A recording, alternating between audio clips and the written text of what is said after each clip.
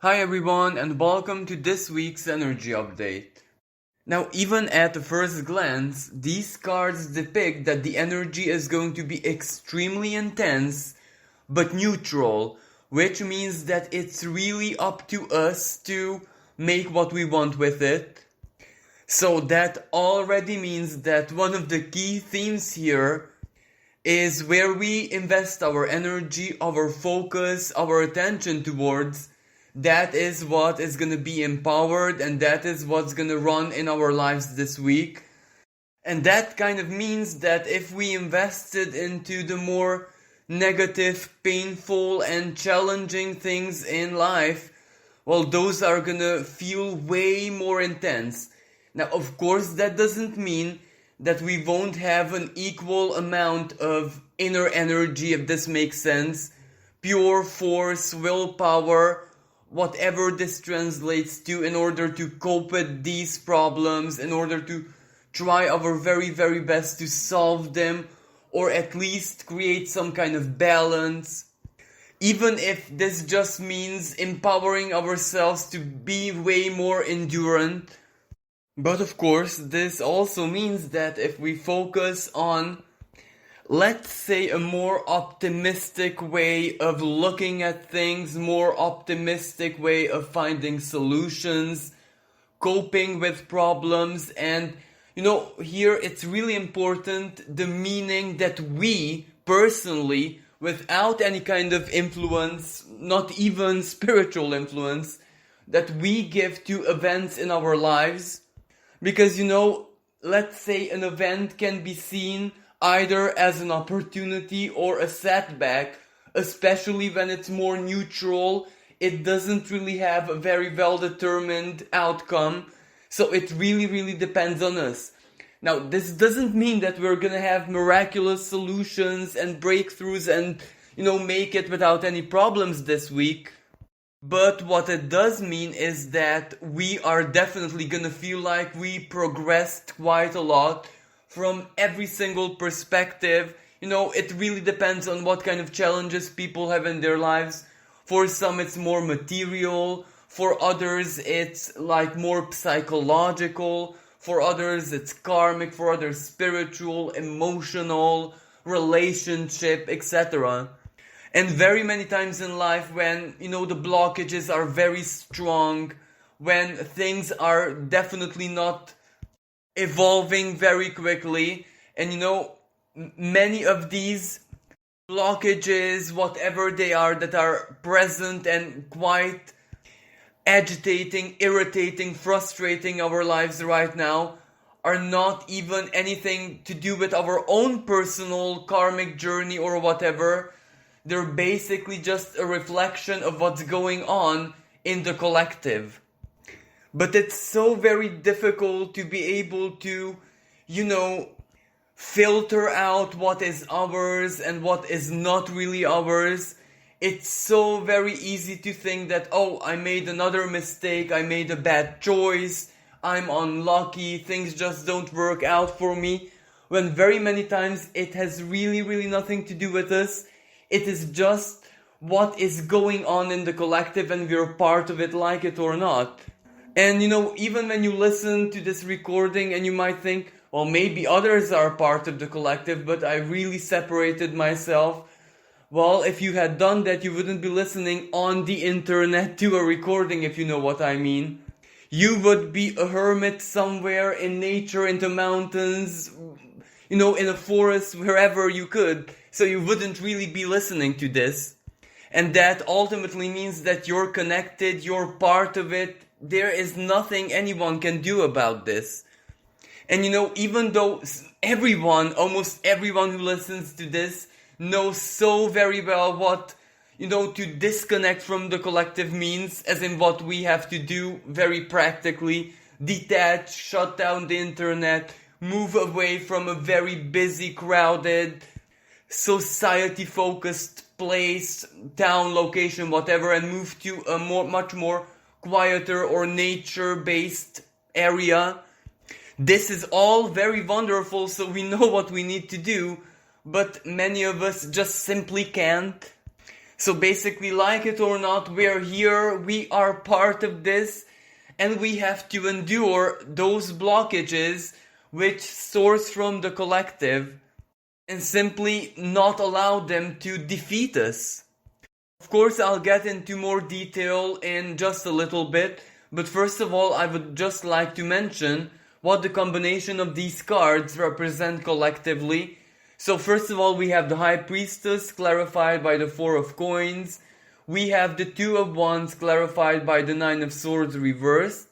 We have the Emperor clarified by the Hangman reversed. And as a conclusion, as an overall tone, we have the Empress and the Hermit. And as divine guidance, I also pulled oracle cards. We have the Ace of Water, which is the Ace of Cups in normal tarot, and the Four of Air, which is Four of Swords. Now, what this means for the collective, it's very, very straightforward. Well, this is the High Priestess and the Four of Coins. This represents a very strong, almost a little bit unnatural, if this makes sense, empowerment of our unconscious. And as I said, this is collectively speaking, so this is a big deal. Because whenever this happens, when, like a collective unconscious energy is being awoken and given food and power, well, that ultimately represents that regardless of how we individually perceive what's going on, we are actually very, very, very deeply in a world crisis.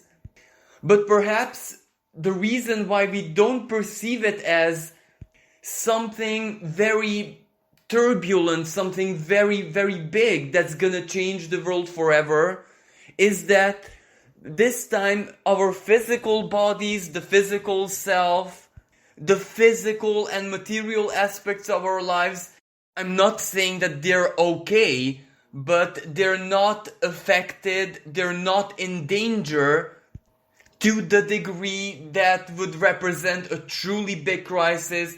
Like, let me just give you an example. A true plague, a true pandemic which would kill like 50% of the population. Now, that would be a very, very big problem, and we would perceive that as immediate danger and crisis, or a massive war, or any calamity that sweeps over our land, our world, as in how things played out in the past. This is much more like where it is actually our inner structures, inner value system, everything that we believed and thought and were taught in this life is somehow changing, crumbling. That inner element is experiencing the danger, so to speak, because that is what is really changing profoundly. That also means that perhaps very consciously we don't see it and we don't perceive it as it is, which of course is nothing bad. That's not a bad thing whatsoever, because that also gives us the power and basically the emotional strength to cope. Yes, we are confused, of course, and we feel so very many different, sometimes even contradictory, confusing emotions, feelings, thoughts, all of that. So of course it affects us, it disturbs us, and ironically, it does actually play out as if we would be in a war or in a true physical world crisis, yet we're not 100% aware of it, and that is actually a very good thing. But when we're not aware of it, that means that we can't consciously aim our desires, our wills, our sovereign powers. If our sovereignty is an arrow and we aim it to the target, you can imagine that if this goes on collectively, that changes a lot of things, because it's the will and desire of millions of people that will do something 100%. But if we cannot see the bullseye, if we cannot see the target, we can't actually aim, and that represents a blockage. And when this happens, it's not really a problem in the sense that we're also unconscious beings. the true divine expression of who it is that we are and our deepest potential is always and always gonna be unconscious.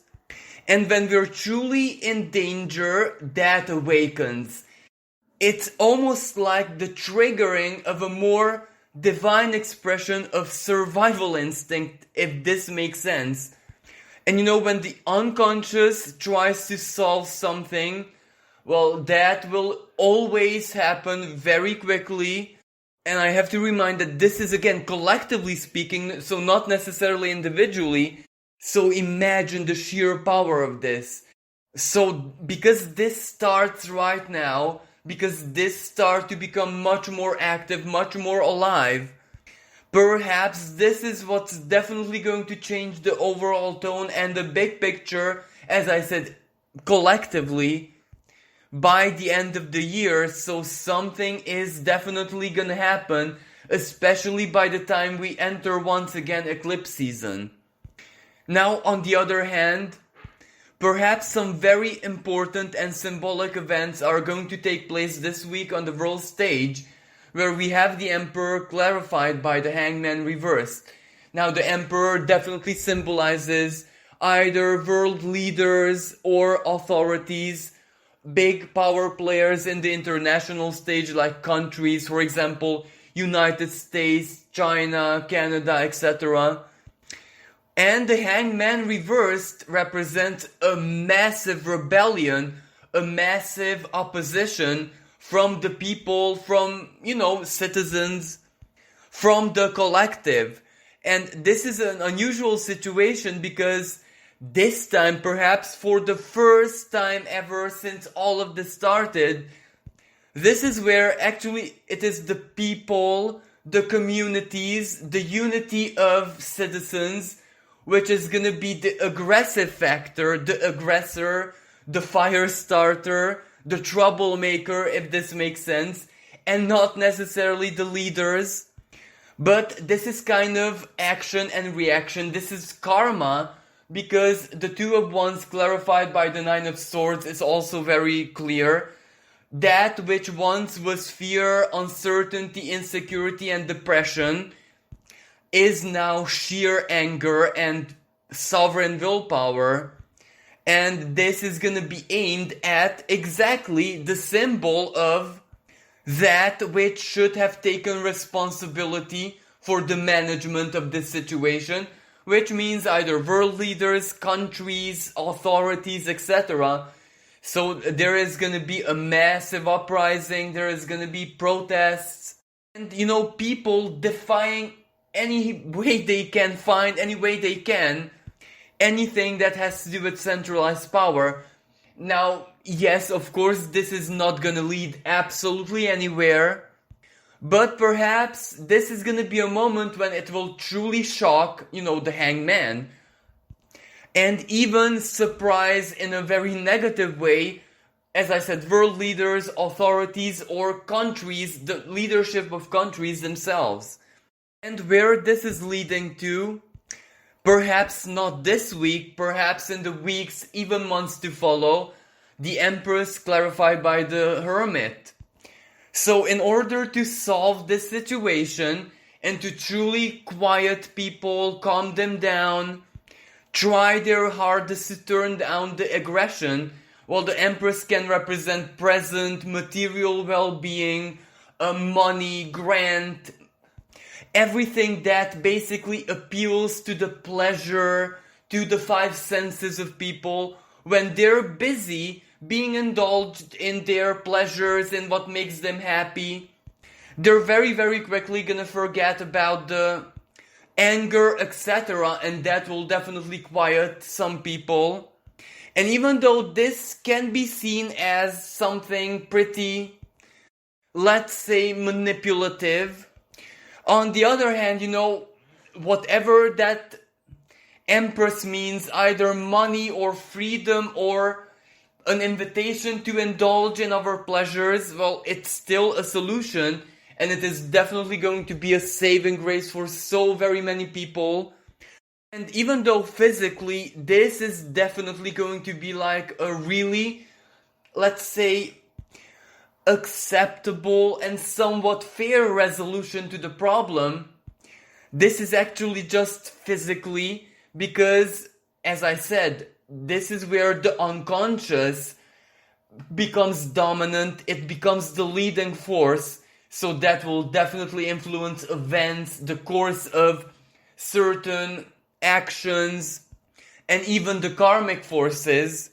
So this is where the Empress is absolutely okay, because consciously we can even have fun and have the times of our lives.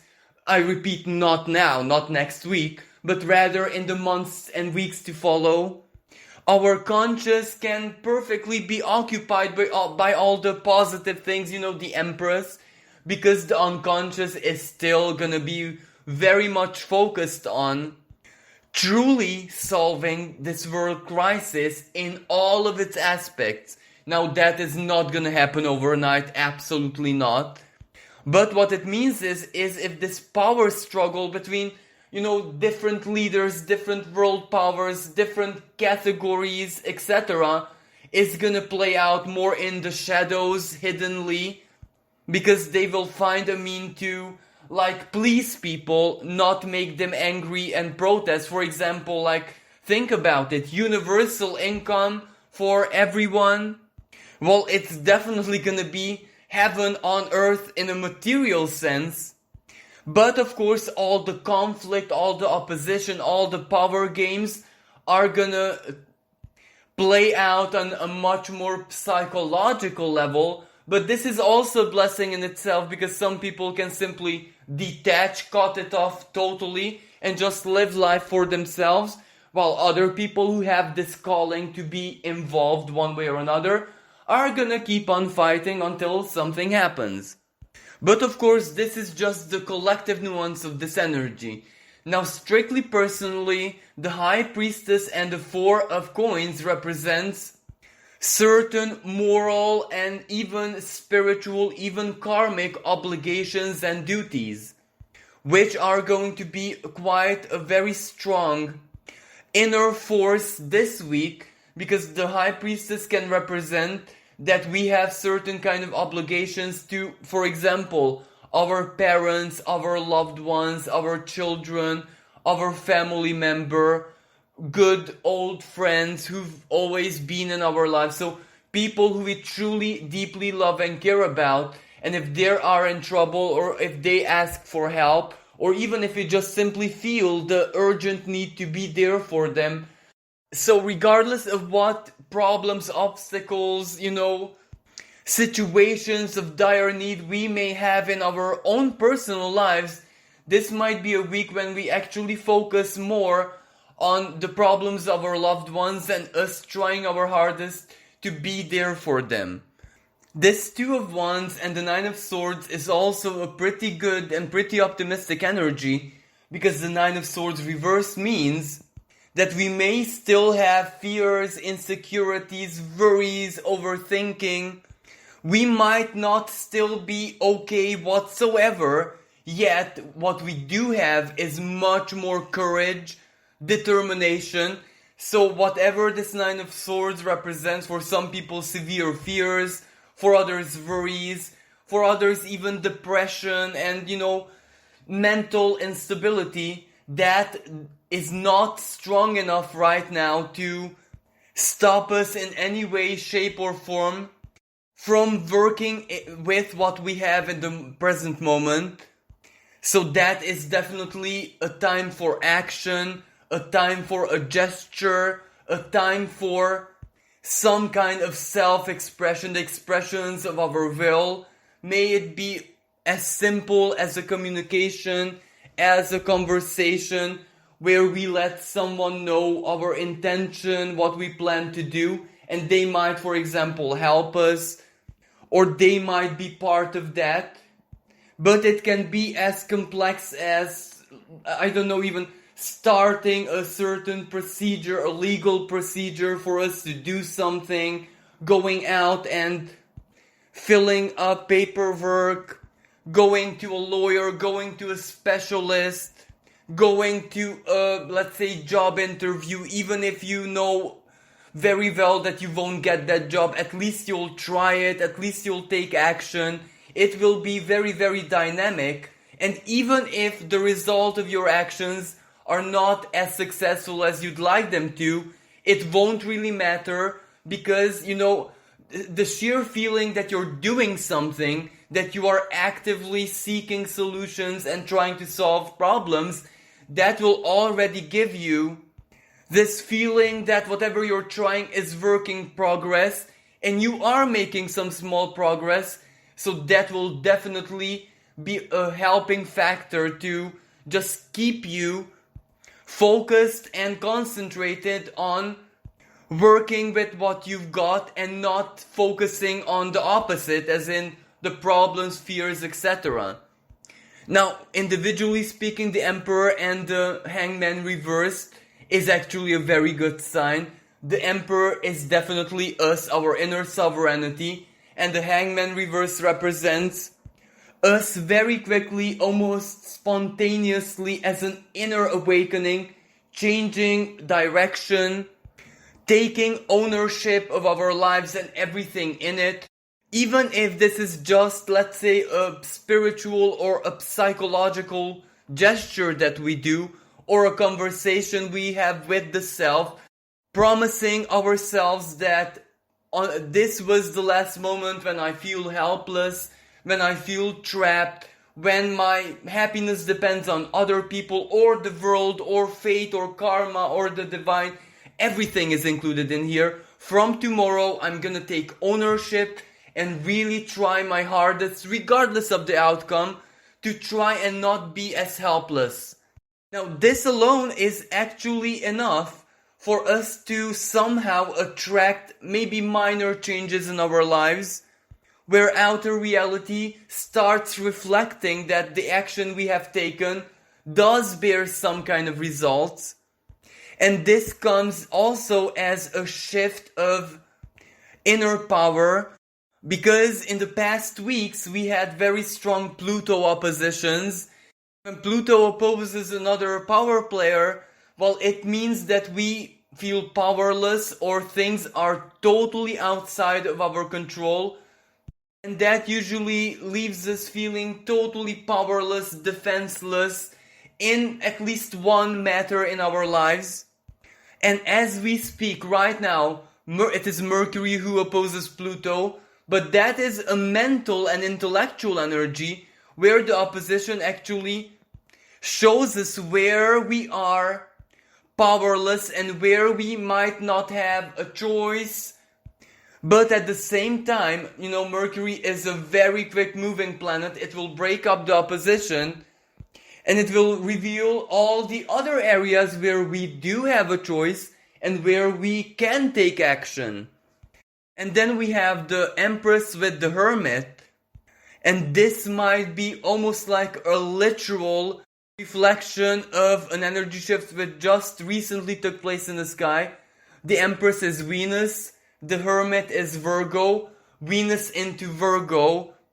And even though Venus there is not able to bring out her higher qualities as in idealism and infinite romance and love, she is able to bring out her very practical side, because Venus in Virgo is independence, self-sufficiency, us being responsible for our own happiness and not really allowing anyone else to interfere with that.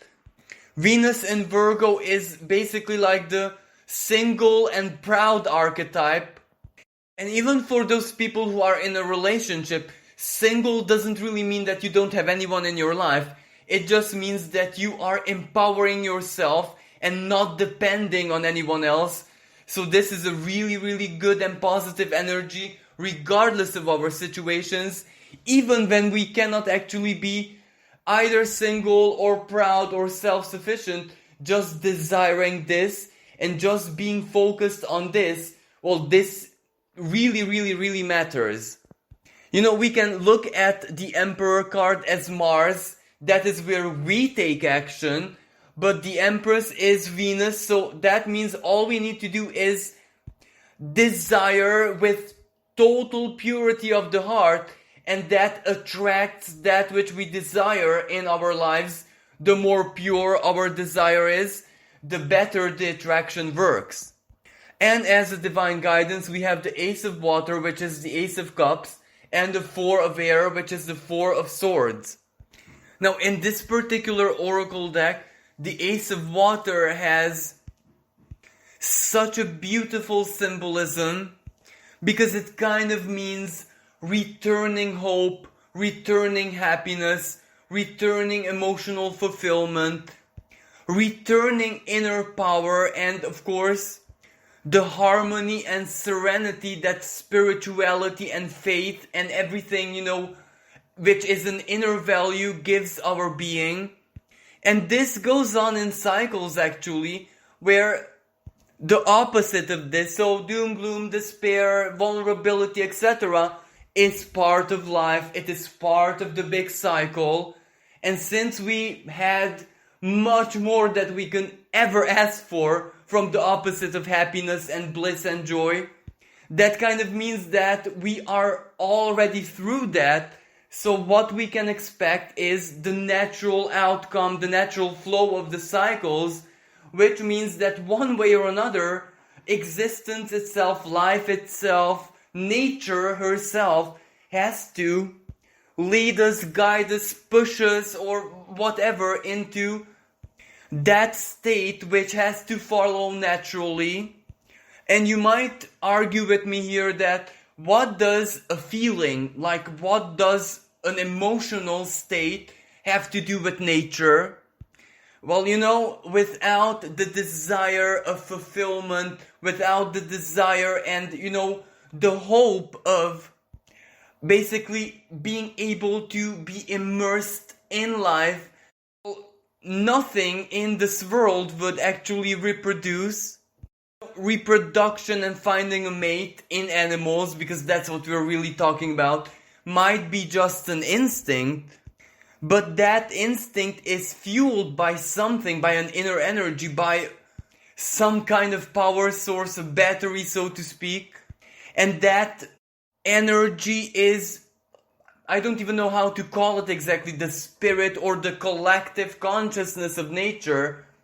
So nature herself, in order to keep herself, to preserve her integrity, like it or not, she has to pump this energy of bliss, of love, of fulfillment, of hope, living life into all of us. And this is basically the guarantee that we have, a rational, logical guarantee based on thousands, even tens of thousands of years of observation, where basically our ancestors observed and lived through the cycles, generation after generation, and their wisdom, regardless of the era that they lived in, may it be the Iron Age or the Middle Ages or just 100 years ago, their wisdom basically says the same thing, that the cycles succeed each other. So just as how death and doom and gloom is guaranteed to be part of our lives, happiness and basically being immersed into life, being alive, is also guaranteed. And this week the divine wants to remind us of this guarantee, which is basically written in the laws of nature, laws which no technology or nothing in the world can ever change. So at least this can give us a sense of hope that we are actually going to be okay, regardless of how our own distinctive situations are. The power, the life force that is needed for this Ace of Cups, happiness, love, being able to be immersed in life, basically, is gonna be pumped into our being, like it or not, because this is the cycle. And this is not just hope in the sense that we believe something extremely uncertain and undocumented. This is the kind of hope which is also rational and based on so very many years, tens of thousands of years of observation. So this is something, if there isn't anything at all in our lives that we can trust, At least we can trust this. And the Four of Air, well, it is very suggestive.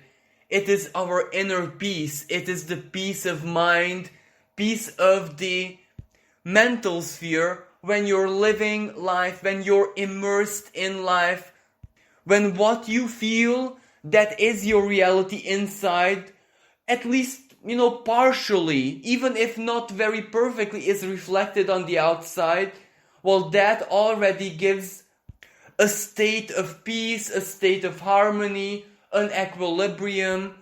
And when we are in such a state, worries, problems, regardless of what happens to the collective, let's say, it really, really won't upset us, unsettle us.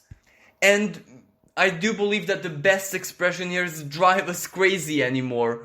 We will be able to just maintain our own unique balance and just live life on our own terms.